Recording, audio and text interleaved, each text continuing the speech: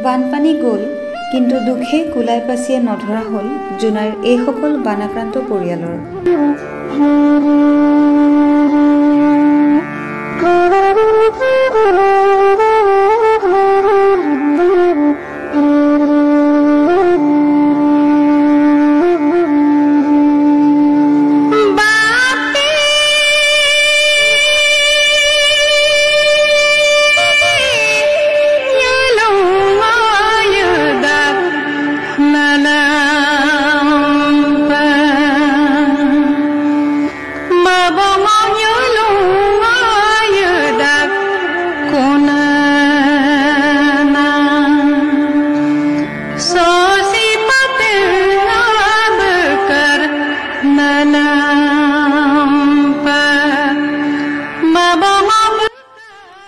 বানপানী গ'ল, কিন্তু দুখে কুলাই পাচিয়ে নধৰা হ'ল জোনাইৰ এইসকল বানাক্ৰান্ত পৰিয়ালৰ। অন্য ঠাইত স্থায়ী সংস্থাপন দিবলৈ চৰকাৰক প্ৰাৰ্থনা জনাইছে দুৰ্ভগীয়া ৰাইজে। আশ্ৰয় শিবিৰতে কান্দোনত ভাঙি পৰিছে বানাক্ৰান্তই। এই দৃশ্য অসম অৰুণাচল তথা জোনাই শদিয়া সীমান্তৰ দুৰ্গম অঞ্চল শিৱগুৰি গাঁৱৰ। চৰকাৰীভাৱে ধেমাজি জিলাৰ জোনাই মহকুমাৰ চিলেক গাঁও পঞ্চায়তৰ অন্তৰ্গত যদিও জোনাই বা নিজ ৰাজ্যলৈ আহিবলৈ হ'লে অৰুণাচল প্ৰদেশ হৈ দিবাং আৰু চিয়াং নদী পাৰ হৈ মেব, পাছিঘাট, ৰুকচিন হৈ অৰুণাচলৰ ভূমিয়েদি আহিব লাগে। আনফালে তিনিচুকীয়ালৈ যাবলৈ হ'লেও অৰুণাচলৰ ভূমিয়েদি দুখন খৰস্ৰোতা নদী পাৰ হ'ব লাগে। অসম অৰুণাচলত কেইবাদিনো দি থকা বৰষুণৰ ফলত 29 জুন তাৰিখে চিয়াং, দিবাং আৰু দতুং নদীৰ বাঢ়নি পানীয়ে সম্পূৰ্ণকৈ বুৰাই পেলালে সমগ্ৰ শিৱগুৰি গাঁওখন। লগে লগে জোনাই মহকুমা প্ৰশাসনৰ তৎপৰতাত গাঁওখনত বসবাস কৰা প্ৰায় 49টা পৰিয়ালক উদ্ধাৰ কৰি আনি জোনাই উচ্চতৰ মাধ্যমিক বিদ্যালয়ত আশ্ৰয় শিবিৰ পাতি থাকিবলৈ সুবিধা কৰিলে। আজিলৈকে মুঠ 49টা পৰিয়ালৰ 105 গৰাকী লোক, তাৰে 30 গৰাকী পুৰুষ, মহিলা 35 গৰাকী আৰু শিশু 40 গৰাকী। কিন্তু বানপানীৰ পিছৰ এই দৃশ্যলৈ মন কৰক। সপোনৰ গাঁওখন এতিয়া পৰিৱৰ্তন হ'ল মৰুভূমিলৈ। গৰাখহনীয়া বালি পলসে পুতি পেলালে খেতি বাতিৰ লগতে সপোনৰ ঘৰখন। মিচিং জনগোষ্ঠীৰ লোকে গাঁওখনত বসবাস কৰা ওখ ওখ চাংঘৰবোৰক তল পেলালে এই বলিয়া বানে। নিমিষতে বোকা পানীৰ পলসে পুতি পেলালে সপোনৰ গাঁওখনৰ লগতে অৰ্ধশতাধিক পৰিয়ালৰ ঘৰবাৰী। এতিয়া তেওঁলোক আছে প্ৰশাসনে সাজি দিয়া আশ্ৰয় শিবিৰত। আজি 10 দিন হ'ল, কিন্তু কিমান দিন থাকিব তেওঁলোক এনেকৈ? কলৈ যাব, কি কৰিব? কণ কণ ল'ৰা ছোৱালী তথা বৃদ্ধসকলক লগত লৈ এইসকল দুৰ্ভগীয়া পৰিয়ালকেইটা সপোনৰ ঘৰখনলৈ উভতি যাবলৈও জানো এতিয়া সম্ভৱ হ'ব এইসকল বানাক্ৰান্ত পৰিয়ালৰ বাবে? কাৰণ এতিয়া গৰাখহনীয়া বালি পলসৰ বাবে বসবাসৰ অনুপযোগী হৈ পৰিল সপোনৰ নিজা গাঁওখন। এতিয়া তেওঁলোকে আশ্ৰয় শিবিৰৰ পৰাই প্ৰতিটো পৰিয়ালক স্থায়ী সংস্থাপনৰ বাবে অন্য ঠাইত হ'লেও কিঞ্চিত মাটি প্ৰদান কৰাৰ ব্যৱস্থা কৰি দিবলৈ স্থানীয় বিধায়ক, সাংসদ আৰু অসম চৰকাৰ ও মিচিং জাতীয় সংগঠনৰ ওচৰত কাতৰ আহ্বান জনাইছে এইসকল দুৰ্ভগীয়া পৰিয়ালে।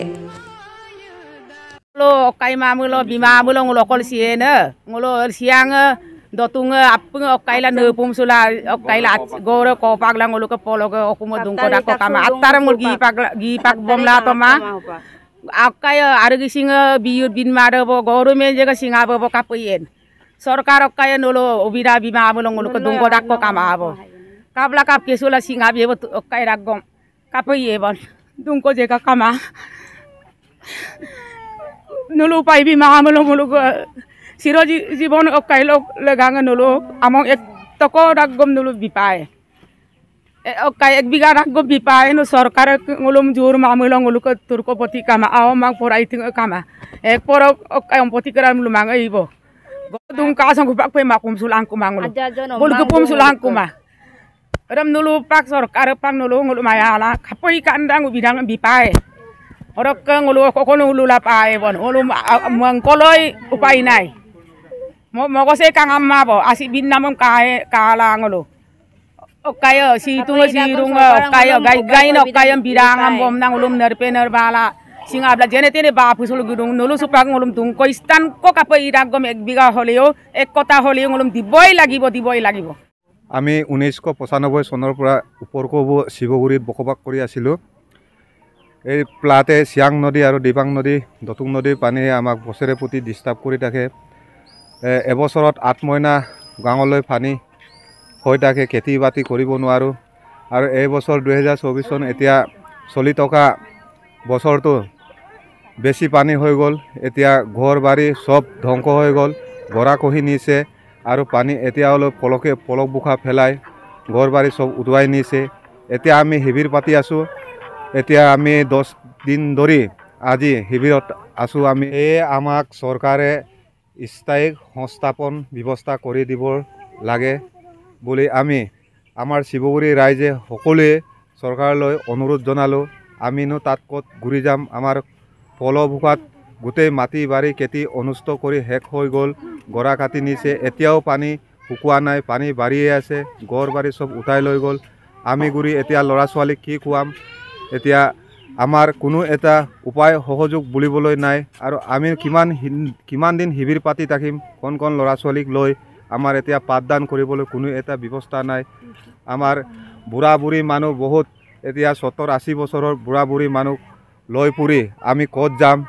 এই গতিকে আমাক আমাৰ প্ৰধান বৰুৱা ছাৰ আৰু আমাৰ MLA ভুৱন পেগু ছাৰে আৰু আমাৰ দল সংগঠন সকলো আমাৰ TMPকে MMকে তেখেতেও জড়িত কৰি আমাৰ দুখটো যাতে নি আমাক পুনৰ সংস্থাপন দিবৰ কাৰণে আমি অনুৰোধ জনালোঁ। আমাৰ গোটেই ৰাইজে শিৱগুৰি প্ৰাৰ্থনা জনালোঁ। Acca bijullah rago ko wam na ko len dungko kama dungko ka kumalang lo ko duye ayangan biteka sorkare amang inyo mo lagom bilang dungko lako kamabo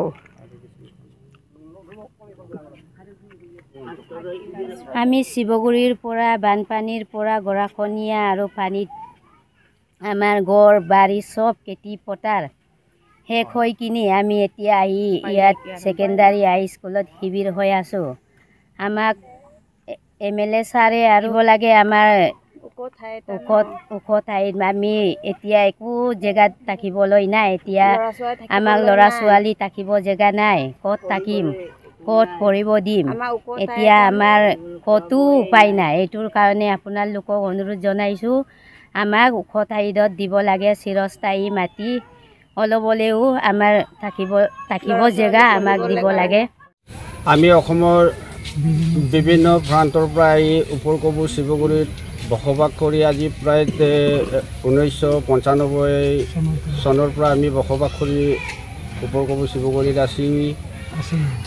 গতিকে আজি চাইছোঁ যে 2000 প্লাম্বিততো এনেকেই এবাৰ প্লাম্বিত হৈ ইবিৰ কেম্পত আহি এনেকৈ চৰকাৰী আবুতি লৈ আমি আশ্ৰয় লৈ আছিলোঁ।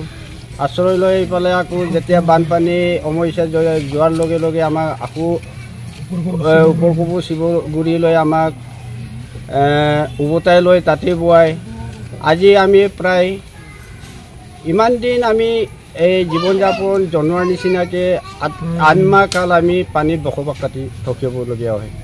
গতিকে এই বছৰো চাওক দুৰ্ভাগ্য কপাল আমাৰ ওপৰ কবু শিৱগুৰিৰ যিটো নেকি গাঁৱে আমাৰ এই মাটি ঘৰ দুৱাৰ খুলিবলৈ একো নাই। কালি শুনিছোঁ ইফালে গৰা কয় বালি পুতি তেঠি পতাৰ অনিষ্ট কৰি আমি তাত থাকিবৰ একো আমাৰ হেৰি নাই আৰু উপায় নাই আৰু উমাবৰ থাকিবলৈ একোৱে নাই আৰু। গতিকে আমাক অসম চৰকাৰে আমাৰ অংশত ডাঙৰীয়া আৰু আমাৰ MLA ডাঙৰীয়ালৈ আমি বিনম্ৰ অনুৰোধ কৰিছোঁ, আমাৰ যিটো আজি উকলে থাকিবৰ কাৰণে আমি এই ল'ৰা ছোৱালীৰ ভৱিষ্যৰ কাৰণে আমাক ওখ ঠাইলৈ আমাক এটা স্থায়ীভাৱে আমাক জেগা এডোখৰ দিব লাগে। আজি আমাৰ ল'ৰা ছোৱালী পঢ়া শুনা বা খেতি হেৰি বুলিবলৈ নাই। গতিকে 49টা পৰিয়ালক আমাক পুনৰ সংস্থাপন দি আমাৰ চিন্তাৰ ভাৱনা এৰিবোৰ টোপনিবোৰ ভাঙিবৰ কাৰণে আপোনালোকক অসম চৰকাৰক আমি বিনম্ৰ অনুৰোধ জনাইছোঁ।